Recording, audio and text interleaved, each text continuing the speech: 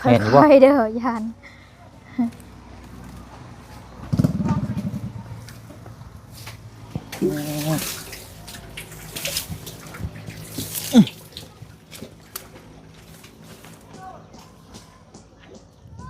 มันได้นี่ก็ได้อยู่นี้เนาะคำว่ามันบ่ไล่ก็แสดงว่าแม่นไล่พังเอาไล่แล้วไม่ยากดอกก่อนเอ้ยซิ่วคุณมามันก็พุ่งเอารุ่นน้ำกันอีกพี่น้องเนาะกับบ่ไล่ตัวนี้ก็แม่นว่าไล่เสียเป็ดแชมโอ้เอ็นได้ตาย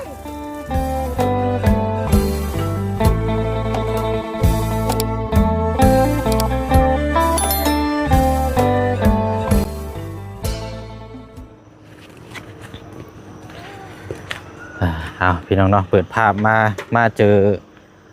สองสาวเนาะสองสาวแต่ว่ามีลูกเดี๋ยวไรพี่น้อยเนาะ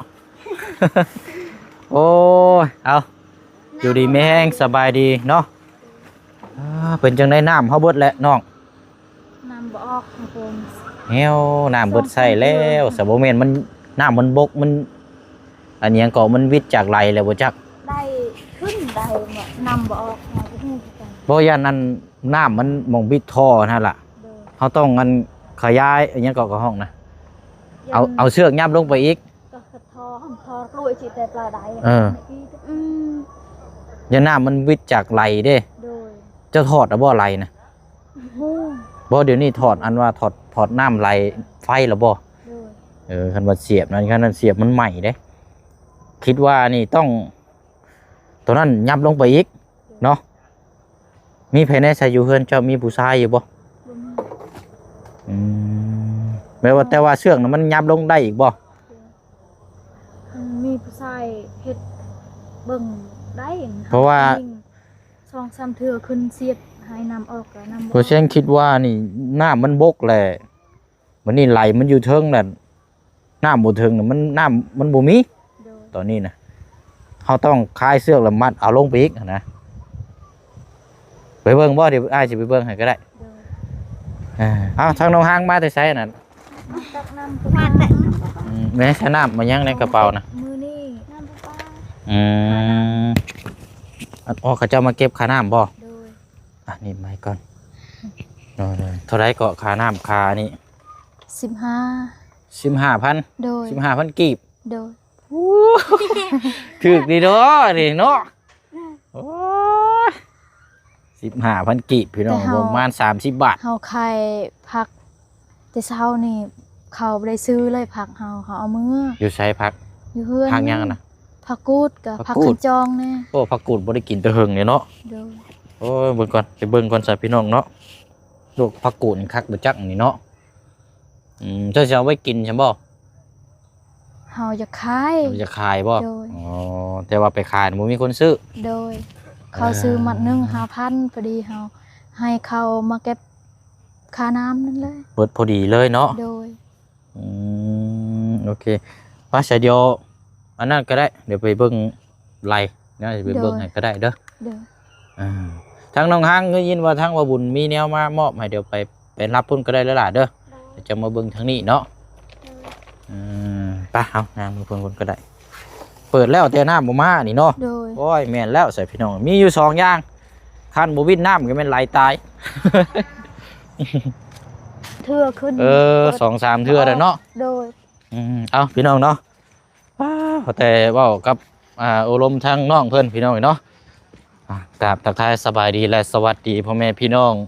เบิดสุขุสุคนเด้อพี่น้องเนาะพบเจอกันอีกคือเก่าคือเดิมเนาะเปิดภาพเปิดกล้องมาอยู่เคสทางแม่ลูกซี่ก่อนมื้อนี้เนาะหรือว่าทางน้องออนเป็นผู้หญิงพี่น้องแลนพุ่นแลนพี่แล้วก็เนาะไส้กลัวให้ไส้หันอยู่เอาเดี๋ยวไปเบิ่งไหลปุ่มก่อนเนาะให้ทางน้องพุ่นก่อนจักสิเกี่ยวกับอันดาทางไหลบ่หรือว่าเกี่ยวกับน้ำเนาะมีอยู่2อย่างนี่พี่น้อยเนาะเดี๋ยวไปเบิ่งน้ำกันเรื่องรัดคือลาเพียนไปใช่ละเสียบบ้านนั่นเสียบนั่นเสียบบ้านนั่นแต่ว่าเจ้าเสียบแล้วบ่ยังเสียบแต่ว่าลองเสียบเบิ่งกินนี่น้ำบ่ได้ขึ้นบ่โดยเราลองไปขยับตอนนั้นก่อนก็ได้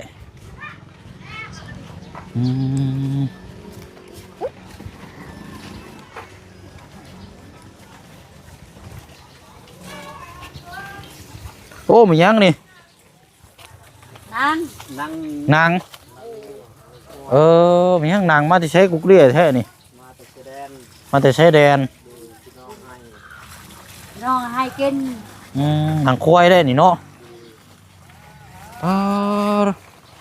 ทางนั้นก็แม่นคือกันบ่น่ะข้าวอุใช่ละ นี่ ใช้อันเชือกมัดมันอยู่ใช้ซะ นี่ เบิ่งได้อย่าไปใกล้เลยไปแห้งเลยบ่ได้มีเชือกอีกบ่น่ะมีแต่อ๋อนี่ตัวนี้สายเชือกบ่ โดย โอเคยับไปล่ะอย่ามาเจ้าน่ะไปโอ้ยอีกหน่อยนี่เห็นมักตามแท้ๆเอามาจับกล้องให้ก็ได้อ่ะเดี๋ยวสิไปเบิ่งให้อ่ะเดี๋ยวมาฟังนี่เจ้ามายืนตรงนี้ก็ได้บางเทื่อมันอาจจะคือเสียงว่าน้ำมันอันนี้ โดย พอน้ำเขาใส่ซุมือเด้ โดย น้ำใส่ซุมือแล้วมันบกแต่มันนี่ตัวนี้แล้วเขาต้องยับลงอีกได้ โดย โอ้ ค่ เห็นบ่ อยๆเด้อยาน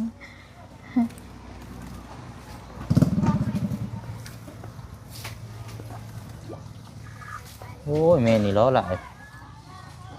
หลายน้ำเห็นยามนี้ น้ำลายอยู่ เฮาเสียบน้ำบ่ขึ้น ขึ้นก็ขึ้นหน่อยหนึงก็ลงอีกขึ้นหน่อยหนึงก็ลงอี ค ก ล้ายๆว่าน้ำมันบ่ทั่วถึงเลยหมดเลยเขายับตัวนี้ลงจังหน่อยเนาะอันนี้น่ะไผติดตั้งให้เจ้าซะ คนในบ้าน คน นี่ ในบ้านนี่บ่ โดย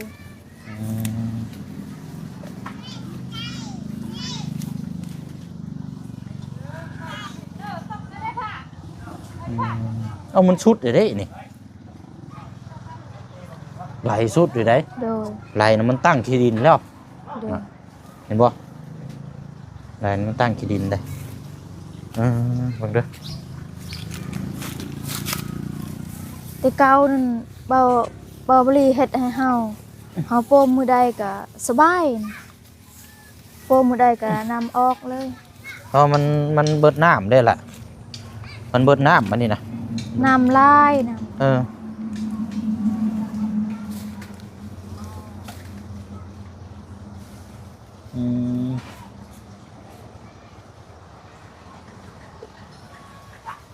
อันนี้นะมันอันนั้นแล้วนี่นะเห็นบ่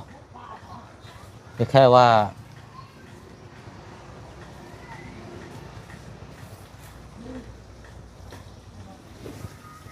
เดี๋ยวเชียงมัดไว้อีกก่อนนิดนึง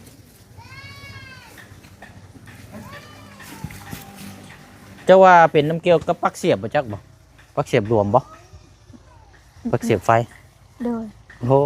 ยโอ้ตัวนี้นั่นแหละเบิ่งแล้วน่าจะโอเคอยู่เดี๋ยวเราไปเบิ่งตอนนั้นก่อนไป โดย อยู่เด้อ ปักเสียบเต็ดๆคัดๆเคินๆนั่น โอ้เป็นน้ำปลั๊กเสียบซะนี่ไปเดี๋ยวพาขึ้นไปเบิ่งปลั๊กเสียบกันก็ได้ตัวนี้โอเคแล้วเนี่ยบ่มีปัญหาหยังดอกจะว่าอยากย้ายปลั๊กเสียบลงมาลุ่มพี่สมบ่จะบอกมื้อนั้น โดยเฮาอยากย้ายปักเสียบมาให้เฮ็ดบ่นี้ปักเสียบ ไปขึ้นไปเทิงวัดก็ได้ปลั๊กเสียบมันหลวมมันก็บ่ได้แล้วมันติดขัด โดย ไปเดี๋ยวไปเบิ่งน้ำกันน้ำยังลายอยู่น้ำ โดย มันเสียบปลั๊กมันก็ไหลแล้วได้อนี่อ่ะ นี่ตัวนี้ ใช้ตัวนั้นล่ะ ตัวนี้ ปลั๊กไหลตัวนี้บ่ โดยเต็ดเฮาเสียบบ่ออกเลยนะ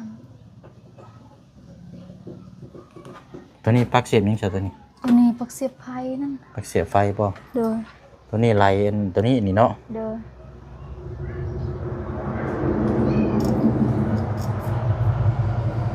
มันอยากรวมเลยเนาะ โดย ปลั๊กไฟอยากรวมเลยเอาของจำมันปลั๊กเสียบกับเก่าแล้วพี่น้องมีแต่เสียบมันนี่ครับมันเนี่ยแล้วจังลงไปเบิ่งมาทีหนึงเด้อ โดย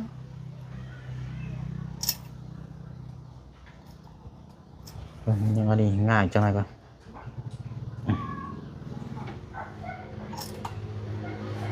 ได้แล้วบาดนี้ โดย คิดว่า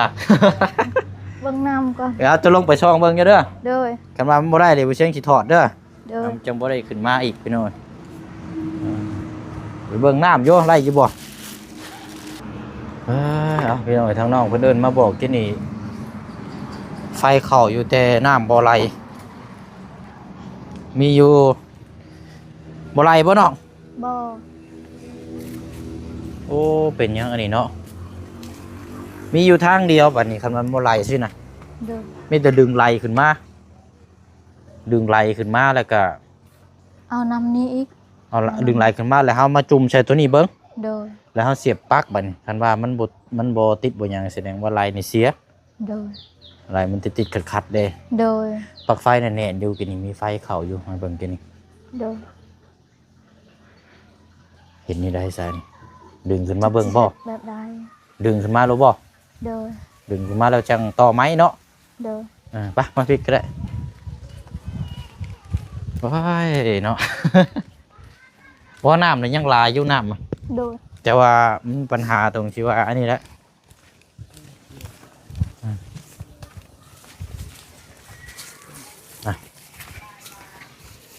ตรงก่อนมีแต่เฮาลึงขึ้นมาอันนี้จับนี่ให้อะไรมาเนี่ยจับกล้องเด้อ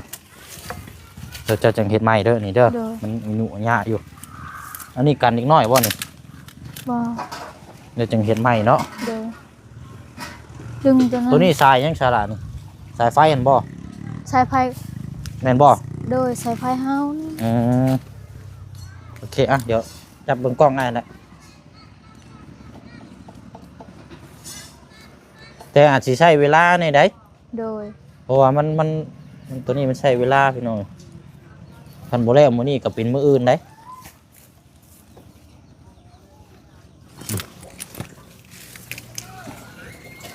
ลุกได้นี่ก็ใหญ่อยู่เด้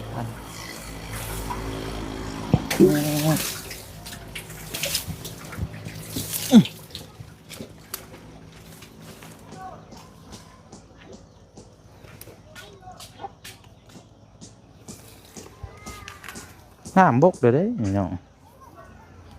เนาะนี่พี่น้องเพราะว่านี่ฮอดบ่มีน้ำเลยนะเห็นบ่บ่มีน้ำเลย จะห้อยทำไมเป็นรถไหน หึ เลยดาวห้ามเขาให้มันย่ำคันกุเลยเมื่อยอยู่ที่ห้อง มันบ่มีน้ำเลยมันบ่ถึงน้ำเลย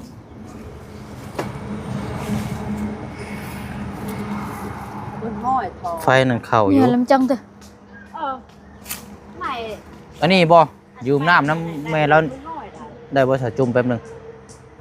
ได้บ่เอ้ยยืมเฮาสิเอาตัวนี้จุ่มกระถางเจ้ายืมได้บ่ เอา อยากทดสอบเบิ่งว่าลายเสียหรือว่าจังได๋นะไปมาพี่แล้วล่ะ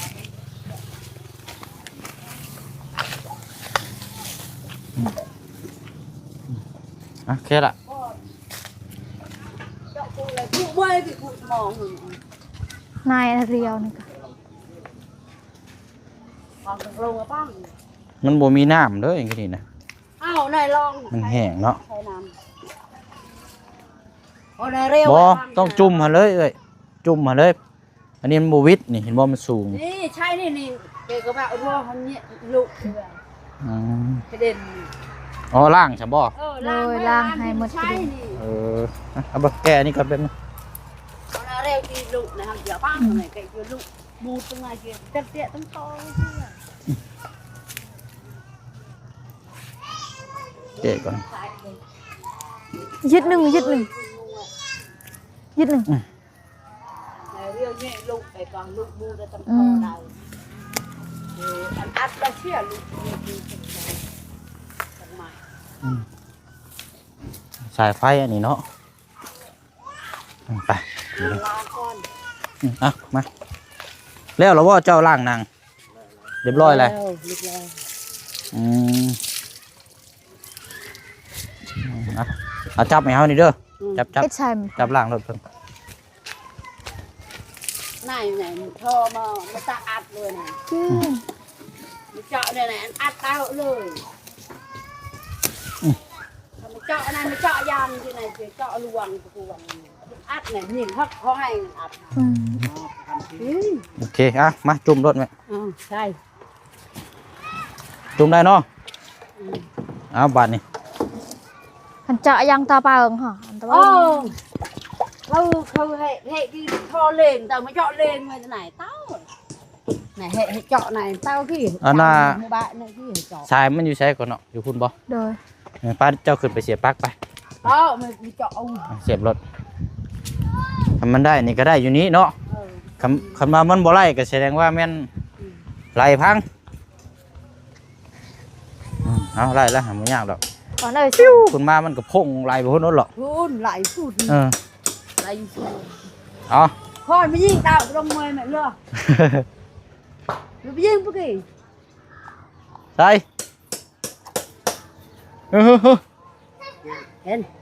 นี่ตาน้ำไปนี่ เด้อฮะ ขึ้นบ่ เด้ น้ำบ่ขึ้นเลยเนาะ น้ำมาขึ้นเป็ด โอ้อะเอิ้นบอกแล้วเอาไฟลงไง เด้อเอ้ย ก่อนเอาปลดไฟด้วยด่าปลดไฟด้วย พี่ไปปด ปลดไฟเลยท่อตัน ท่อเฮ็ดแบบนี้ บ่เกี่ยวแม่มันเป็นอยู่ในพุ่นลายเสียลายเสียไปมีปัญหาแล้วจะถอดแล้วบ่ เลยพี่เจ้า โอเค ปัดเจอ ว้าวนั่นห้อยมันพอก้าวจิตเฉียดเป็นอัด หนักกันหนัก มันเป็นน้ำไหลแหละมันเป็นน้ำไหล เลือกขึ้นเลือกไปเต็ม เอาสิก็ได้เป็นน้ำไหลเพราะว่าน้ำนี่มันบ่ยากหรอกคือเขาจุ่มชนิดมันสิพุ่งขึ้นมาเลยหรอกอันนี้มันเป็นน้ำไหลนี่ไหลเสียแล้วนี่ ก็คือจะได้ยันได้ตาย 2 ปีนี้แล้ว เอ้ย แม่นบ่ แม่น 2 ปีเลย เพราะว่าไหลนี่ถ้าดูดน้ำสิพุ่นกี่ชิ้นมันเสียไว้มัน จังไม่เลยเฮ็ด เป็นน้ำไหลแล้วเอาอะไรไปซ้อมให้กันไรแล้ว เด้อเอาไว้ เพราะถ้าเขาจุ่มไปนี่ถ้าว่ามีน้ำถ้ามันไหลโอเคแล้วมันสิพุ่งขึ้นมาเลยน้ำมันมีปัญหาอย่างหรอกโอ้ยใหญ่งามครับเนาะพอคือว่าแล้วครับมันสิตายเนาะมันยังกันแก้วเลยตัวนี้เนาะ เด้อ เดี๋ยวจะเอา ไม่ตะนะ เพราะว่ามัน ตอน อันนี้แล้ว ปลาอีก ตัวน้ำปลาๆนี่แหละ ใจวันไหนมีกันติดกระจายแล้วต่อได้ไหนน่ะตัวเลยได้จะต่อหนุ่มถอนี่นะ นั่นน่ะตะเร่ง คือก็หันต่อเร่ง บ่ได้แล้วไหลเสียเลยร้อยเลยเอาตะยางก็จะ ต่อในไหนปูเลยได้เยอะตรงนี้เลย ต่อชิมไหม น้ำพด ลองก่อน บ่เอาน้ำพดใช่ไหมล่างให้นี่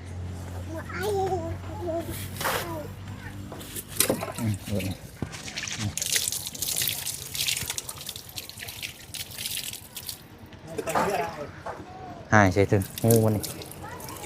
ไอ้จิตาอยู่ชายถึงหู งูใช่หายใช่อีกเดี๋ยวจะเต็มมันไหลลงบ่มันซึมลงเนาะ เด้เห็นเรื่องมาคือ น่ะเรือนาทีก็น่ะ ฝ่ายละที่กันได้กระเซา หมดได้แล้วนี่ลายเสียแล้วอ่อนเลยได้แล้วเก็บไว้ก่อน โยบมันได้ให้cáiไว้จอละ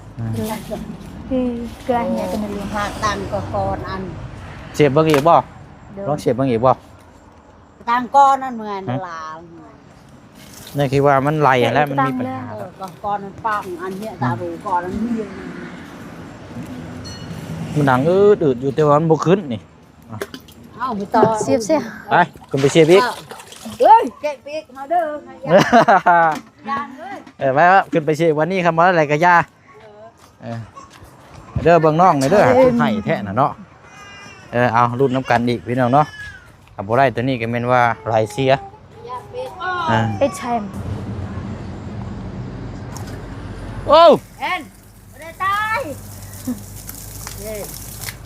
ใช่ แหละล่ะ lại mới bọc เสียบอีกอยู่หาเสียบอีก เฮ้ย เสียบ ได้ อีก เรือให้ cháu ơi thì bia của ba เสียบอีกก่อน อ็น เอ ไม่ได้ อโอเคอ่ะปิด เป็ด โอ้ ไม่ได้ตายเลย ย น้ำมันไม่ได้ออกนี่ทอเป็ดนี่ ทอมันพับเนาะ พ่อมันแม่ก็ได้ละน้ำมันบ่ น้ำไม่ได้ขึ้น อืม ไม่ได้ตายนี่ คือได้เฮาคือกันแล้วมัน เออเป็นน้ำทอเนาะโอเคบ่ตาย ไม่ โดย สบายบัดนี้ ตายนะ ไม่แต่เฮา ทอไม่ได้ ต้องว่ากัน เรื่องยังไงก็ปัดจิ ทอมันพับเนาะ นี่พ่อมันแม่ก็ได้ละน้ำมัน ห้ามเนี่ยกี่จะเอาต เอ ลอด อไปเอาอันนั้นมาตัดไม้แล้วล่ะเด้อ เลยนี่ละมันน้ำมันบ่ โอ้มันเต็มเจาะลวงไว้แต่ไหนกี่ มาตัดไม้ ลวงทอตรงทอวงได้ ไปเอาผ้ามาตัดก็ได้นี่ตัดตอมันหักออกเลยแล้วเขาเอาตอไม้เลย ป้าไอ้ปริยา ฉันเอาท่อตกแข้ง มีทอแบบนี้ ทอ BBC มีอยู่บ่ซะ เป็นท่อมีท่อ ไหน ยาง ทอรวยเหไหน ท่อยาง เหจะทอจะมันเล่งทอไหนทั้งเท ทอยางจังคักเนาะทอ BBC น่ะเนาะ โดย เล่งเนี่ยนะจะยิงนะแล้วโอ้อะไรก็ป้าอันตันเอา อื เลยแต่ มโอเค แล้วนั่นเลือกหลัก ได้คือกันแล้ว เอาจังซี่ก็ได้บ่น้ำบ่ได้รีบหรอว่ามื้อนี้น่ะมีไส้อยู่เนาะ โดย เอามื้อนี้เอาเก็บไว้นี่ก่อนก็ได้ โดยมืออื่น เดี๋ยวมื้อหน้าสิซื้อตัวล็อกมาให้เด้อ โดย ซื้อตัวล็อกมาให้เราสิติดตั้งให้เนาะ โดย คันว่าอะไรมันบ่ตายน่ะบ่ยากดอก ได้ตาย โอเคฉันมีแต่ว่าฮู้ว่าปัญหาตัวนี้แล้วเฮามาตัดตัวนี้ออกแล้วจังมื้ออื่นจังเอาใหม่เนาะ โดย โอเคอ่ะเอาอะไรเข้าไปไว้ก่อนก็ได้ยกไว้ก่อน คือก็จะอิดมาค่ะ ใครอยู่ อุ่นดูกใจ ได้บ่ พ่อไม่ได้ไม่อัดเอาอ๋อนึก ทอเกลืองทอแข็งใครแน่น ใช้เบิ่งหาเบิ่งขนาดก่อนก่อน พอแขน เดี๋ยวสิโทรหาเบิ่งท่อแข็งมาให้ต่อตามรักมันนี่ตัวนี้ก็เจ้าก็บ่อยากให้ใช้ไปได้มันขี้เมียงเดี๋ยวเบิ่นพุ่นละเดี๋ยวจังว่ากันน่าสิหามาให้เด้อเจ้าบ่ได้ไปใส่แล้วว่ามื้อ โดย ประมาณเที่ยงก็ได้เด้อ โดย เที่ยงง่ายมาให้ติดตั้งให้เด้อไปเดี๋ยวเอาเข้าไปไว้ในก่อนก็ได้มื้อนี้มันอันนั้นแล้วพี่น้องบ่ทันแล้ว เวลาอร่อยจุดี เอาไว้ในนี่ เดี๋ยว ก่อน เรา ก็ได้โอ้ยนึกว่าไหลตายเว้ยเนาะมันพับซื่อเอาโยนไว้ให้แล้ว เกลือไตอัน ได้บ่ ช่วยนะคุณ ไปเจหันก็ได้ เนี่ย โอเค ต่อในเนี่ย เอาพอแล้วเอานอนลงหันละอื่นจังหาสายยางมาใส่ถ้าเป็นไปได้นี่สายยางแข็งๆแบบนี้นี่ โดย แบบอย่างนี้มันพับมาหาแลมอื่นจังง่ายสิหาออกแนวทางให้เด้อ โดย มันเป็นแบบนี้เตะหึงเด้อบ่ โดยนั่นหอโปมแต่หงขาดเคิน เป็นแบบว่ามันสิขึ้นกับบ่ขึ้นลงอะเนาะ โดย แต่ว่าอันไหลเราก็มีคือกันบ่อยู่นี่กะ โดย อีกตัวหนึงกันบ่ สอง มี2ตัวกับเพื่อนเรานี่เนาะกับตัวเขียวนี่เนาะ เพื่อนตัวนี้อันหนึงตัว เอ้า นี้อันหนึง ต่อกับมีจักตัวนี่ 3ตัว มีได้อยู่นี่3ตัวบ่ 3กับเฮานี่ โอ้ตัวบ่เดียว มีงสอง 3บ่เดียว3เลยเนาะ โดย เออโอเค ผักกูด โอเค อายมือกิน บ่ยาละเอาไว้คายซะเพราะว่าอ้ายสิเข้าไปหาทางเจียงเองจุ โดย มีแต่ว่าประมาณเที่ยงเด้อมื้อนั่นล่ะเด้อเพิ่นอาจบางเทื่ออาจสิซื้อสายยางตัวนี้มาเปลี่ยนให้เด้อตัวอ่อนๆนี่บ่เอาแล้วซะเอาออกเลยแล้วสิซื้อเอาตัวแข็งนี่มาหั่นน็อกใส่เลย โดย มันจังสั่งสะดวกสบายแน่เนาะ เด้อ โอ้ยเอา ป้าชาเดียวไปเฮ็ดเวียกในครอบครัวก่อนก็ได้เด้อ โดย มื้ออื่นเด้อ ขอบใจหลายๆ โอ เด้ เค อ เอาละพี่น้อง ให้สุขภาพแข็งแรงความเจ็บอย่าได้ความใครอย่ามีปรารถนาสิ่งใดขอให้ได้สิ่งนั้นนอนหลับขอให้ได้เงินหมื่นตื่นขอให้ได้เงินแสนไปใส่มาใส่ให้หลอดปลอดภัยไปใส่มาใส่มีคุณฮักคุณแพงตลอดปีและตลอดไปขอให้อยู่เย็น เป็นสุขให้สุขกายสบายใจเด้อขอให้เทวดาหักแพงร้ายและทั้งหมด FC สุขูสุขคนขอให้อยู่ได้มีแห้งคือกันเด้อขอให้เทวดาหักแพงร้ายเด้อ โด สาธุ ยโอเคอ่ะเดี๋ยวเอาใหม่ฮะวันนี้ไปคนละเบิ่งในครอบครัวเด้อมื้ออื่นเดี๋ยวสิมาเฮ็ดให้เด้อเดี๋ยวสิซื้อสายมาอันนี้มีแต่ระวังเด็กน้อยให้แล้วนี่เนาะเพราะมีอยู่3ถูกเนาะมีอยู่3บ่อโอ้อะไรพี่น้องเนาะใครอยู่ดอกเฮาฮู้ว่าไหลมันบ่นั่นเลยได้บ่ตายมีแต่ไปซื้อยางตัวนี้มาต่อเอาตัวเขียวนี่มันจังคักเนาะติดตามรับชมเบิ่งนำกันอีกมื้ออื่นพี่น้องสิมาเปลี่ยนให้เราเพราะว่านี่แหละพี่น้องทางกระเจืองก็ใช้น้ำกันเนาะเดี๋ยวมื้ออื่นก็สิมาติดตั้งกับมาเจืองอยู่นี่ละมื้อนี้ทางกระเจืองบ่ว่างพี่น้องก็เบิ่งกับทางน้องอ่อนนำแล้วก็เฮ็ดจังได๋พี่น้องเนาะมันบ่ติดสิครับ ไปเนาะเด้อล่ะเด้อไปพี่น้องเนาะว่ากันใหม่เนาะบ๊ายบายเด้อพี่น้องเด้อสบายดี